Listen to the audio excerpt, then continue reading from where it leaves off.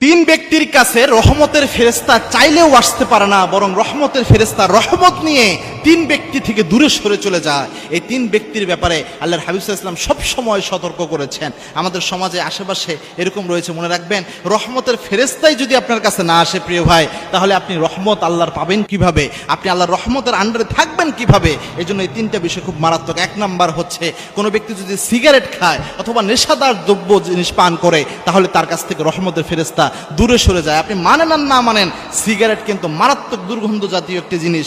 অনেকে এটাকে মাকরু মনে করে থাকে, কিন্তু আধুনিক বিজ্ঞানের সিগারেটের যে ক্ষতি তুলে ধরেছে আধুনিক বিজ্ঞান, এবং সিগারেটের ভিতরে যে উপাদান রয়েছে যেটা বেশি খেলে মানুষ মাতাল হয়ে যায়, সেই জিনিসের অল্প খাওয়াও হারাম। এটা রাসূলের হাদিস। সিগারেটের ভিতর যে জিনিসটা রয়েছে এটা যদি অনেক বেশি পরিমাণ কেউ খায় অবশ্যই মাতাল হয়ে যাবে, সেজন্য এটার অল্প খাওয়াও হারাম। পাশাপাশি শুধু একটা দিক না, আরো কয়েকটা দিকে সিগারেটের যে ক্ষতি রয়েছে, ফুসফুসের যে ক্ষতি করে, বিভিন্ন ক্যান্সারের যে ঝুঁকি বাড়ায়, এই সব ক্ষতি বিবেচনায় সব আলেমরা মোটামুটি ইজমা হয়ে গিয়েছে যে সিগারেট খাওয়া হারাম। যদি তবুও কেউ মাকরু মনে করে, তবুও মনে রাখবেন এই সিগারেট খাওয়া এটার মাধ্যমে অবশ্যই অবশ্যই মারাত্মক শারীরিক ক্ষতি হয়। আর যে জিনিসের ক্ষতি হয় ওটা থেকে মুমিনদের সব সময় বিরত থাকতে হবে, এবং ক্ষতির সমস্ত জিনিস ইসলাম নিষিদ্ধ করেছে, হারাম করেছে। এটা মারাত্মক একটা বিষয়। এই জন্য সিগারেটকে ছোটোভাবে ঠুনকোভাবে দেখার কোনো উপায় নাই। আমি অনেক ক্ষেত্রে দেখেছি যে হুজুররা নিজেরা জট দেখায় বা সিগারেট খায়, তারাই এইগুলার ক্ষেত্রে অনেক সময় মাকরু ফতোয়া দেয়। আগে আধুনিক বিজ্ঞান যখন আগায়া ছিল না,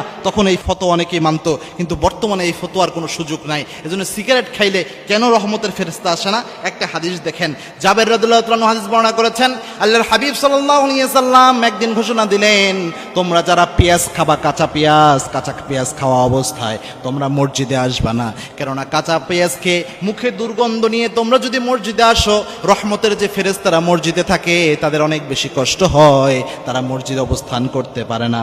এই জন্য কাঁচা পেঁয়াজের যে একটা দুর্গন্ধ আছে, এটা নিয়েই মসজিদে আসলে রহমতের ফেরেশতারা চলে যায়, কষ্ট হয় তাদের, তো তাই তারা এই কষ্ট সহ্য করতে পারে না। আর সিগারেট তো এর চেয়ে জঘন্য গন্ধ।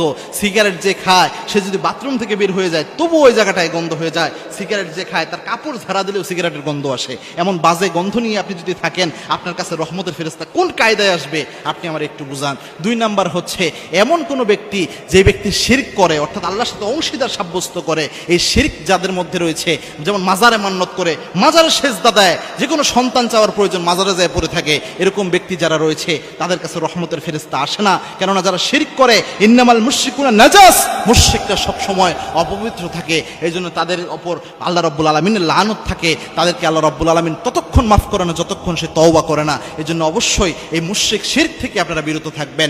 তিন নাম্বার, অবশ্যই অবশ্যই যে জিনিসটা থেকে বিরত থাকতে হবে সেটা হচ্ছে স্বামী এবং স্ত্রী স্বাভাবিক যে স্বাভাবিক শারীরিক সম্পর্ক, এটার পর যে অবস্থাটা অপবিত্র অবস্থাটা থাকে, যদিও ইমানদার অপবিত্র হয় না, যে জুনুবি অবস্থাটা থাকে, এই অবস্থায় যত দ্রুত সম্ভব আপনারা পবিত্র গোসল করে ফেলবেন। কেননা এই অবস্থায় অনেক সময় ফেরেশতা, রহমতের ফেরেশতা আপনার কাছে আসতে পারে না, কেননা ওই সময় আপনার শরীরটা স্বাভাবিকভাবে তুহুর বা পবিত্র অবস্থায় থাকে না, যে স্বাভাবিক হুকমি তুহুরাত এটা আপনার শরীরে থাকে না। সুতরাং আমাদের উচিত হচ্ছে অবশ্যই তিন অবস্থা থেকে বেঁচে থাকা, তিন অবস্থায় সবচেয়ে সতর্ক থাকা। আল্লাহ রাব্বুল আলামিন এটা বুঝার তৌফিক আমাদের সকলকে দান করুন, আল্লাহুম্মা আমিন।